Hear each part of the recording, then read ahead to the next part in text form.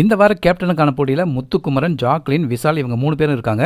இந்த 3 பேர்லேருந்து விஷால் தான் இந்த வாரம் கேப்டனாக வரணும் அப்படின்னு பிக் பாஸ் டீம் விரும்பி அதற்காகவே ஒரு டாஸ்க்கை செட் பண்ண மாதிரியே இருந்தது. அதாவது இப்போ இருக்கிற கண்டஸ்டண்ட்டில் இந்த வீட்டில் இருந்து யாருக்கு அதிகமான ஆதரவு இருக்குதோ அவங்க தான் ஜெயிக்க முடியும் அப்படிங்கிற மாதிரி ஒரு டாஸ்க்கை செட் பண்ணியிருந்தாங்க. இதுக்கு பேசாமல் ஓட்டெடுப்பு நடத்தியே ஒருத்தர் அவங்க கேப்டனாக தேர்ந்தெடுத்திருக்கலாம். ஹவுஸ்மேட்ஸ் ஒவ்வொருத்தருக்கும் 100 கேஜிக்கு கீழே இருக்கிற எடை பேட்ச் கொடுக்குறாங்க. ஒரு வண்டி கொடுத்துருக்காங்க. அந்த வண்டியில் எடையெல்லாம் ஏற்றிட்டு போய் யார் முதல்ல 400 கேஜி சேர்க்குறாங்களோ அவங்க தான் வின்னர் அப்படிங்கிற மாதிரி தான் இந்த டாஸ்க்கு. குறைஞ்சது இந்த வீட்டில் 5 பேர் ஆதரவு யாருக்கு இருக்கோ அவங்க தான் வின் பண்ண முடியும். விஷாலுக்கு ரஞ்சித், அன்சிதா, அருண், ஜெஃப்ரி இவங்கெல்லாம் ஆதரவு கொடுக்குறாங்க. முத்துக்குமரனுக்கு மஞ்சரி, ராணவ் 2 பேர் மட்டும்தான் ஆதரவாக நிற்கிறாங்க.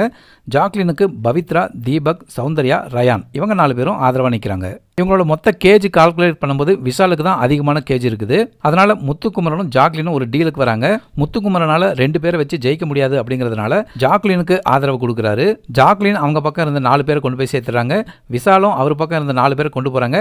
அதுல ரஞ்சித்துக்கு அடிபடுது.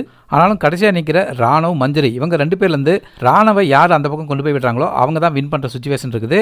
ஆனால் ராணவ் அந்த இடத்துல ஒரு ஸ்மார்ட்டான மூவ் எடுக்கிறாரு. ராணவ் கடைசியாக விஷால் வண்டியில் ஏறி விஷால் இந்த முறை கேப்டனாக மாறியிருக்காரு. இந்த கேமில் ராணவ் தான் கேம் சேஞ்சர். முத்துவும் ஜாக்லினும் என்ன தான் டீல் போட்டாலும் என்னோட டீலே வேற அப்படிங்கிற மாதிரி ராணவ் ஜாக்லினை முடிச்சு விட்டுட்டாரு. உடனே முத்து வந்து ராணவ் நீ சூப்பராக விளையாடின அப்படிங்கிற மாதிரி அப்ரிசியேட் பண்ணுறாரு.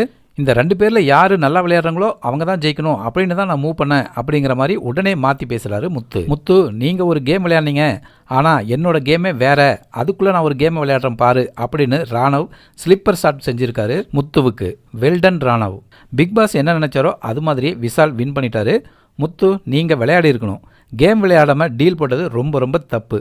என்ன தான் நீங்கள் விளக்கம் கொடுத்தாலும் முத்து நீங்கள் செஞ்சது தப்பு. ராணவ் செஞ்சது சூப்பர் மூவ்னு தான் எங்களுக்கு தோணுது. மக்களே உங்கள் கருத்து என்ன? கமெண்ட் பண்ணுங்கள்.